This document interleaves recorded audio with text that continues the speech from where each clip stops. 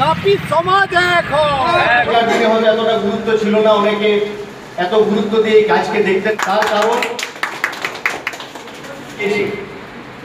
আমরা বিভিন্ন সময় অনেক বড় সিটিতে গিয়ে দেখি যেরকম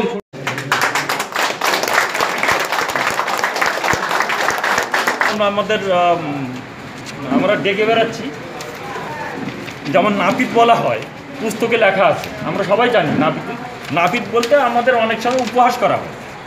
আমরা সরকারের কাছে দাবি রাখছি সেই নাপিত শব্দটা উঠে যে নরসুন্দর লেখা হয়।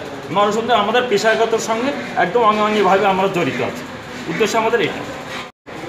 হ্যাঁ, এর আগে বিগত দিনে হয়েছে, কিন্তু রাজ্য স্তরে এই প্রথম হয়েছে। আপনার নাম?